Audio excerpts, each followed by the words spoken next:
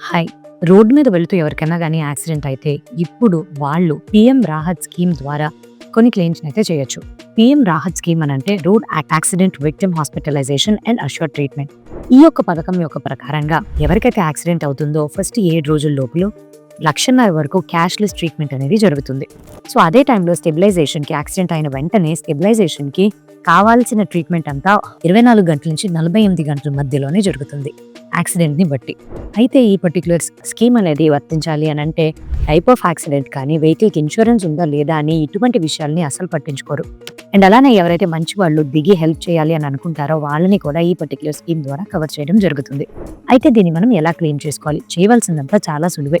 Accident అయిన వెంటనే 112 accident help line నంబర్‌కి కాల్ చేసిన వెంటనే దగ్గరలో ఉండే అంబులెన్స్ సేవల్ని మరియు అక్కడ ఉండే హాస్పిటల్స్ ఏవైతే లిస్ట్ అవుతాయో వాటి యొక్క డీటెయిల్స్ అనేవి మనకి తెలుస్తుంది. అండ్ నియర్ బై హాస్పిటల్స్‌కి కనెక్టివిటీ అనేది లభిస్తుంది. సో, ఇక్కడ మొత్తం డిజిటల్ అయిపోవడం వల్ల పేపర్ వర్క్ చాలా తక్కువగా ఉంటుంది.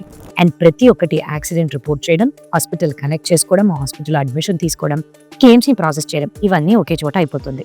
అయితే మనకి విక్టిమ్ తరపున ఆ స్కీమ్ గురించి తెలిసింది. కానీ ఏదైతే హాస్పిటల్ ట్రీట్మెంట్ ఇస్తుందో మరి దాని పరిస్థితి ఏంటి? ట్రీట్మెంట్ ఇచ్చిన ఖర్చులు ఏవైతే ఉంటాయో అవి మోటార్ వెహికల్ యాక్సిడెంట్ ఫండ్ నుంచి 10 రోజుల్లోపే మనకి హాస్పిటల్ వాళ్ళకి రీయింబర్స్మెంట్ గవర్నమెంట్ చేత అందబడుతుంది. సో, దీనివల్ల మనకి ఎటువంటి విధమైన బ్రేక్స్ లేకుండా ట్రీట్మెంట్ అనేది జరుగుతుంది.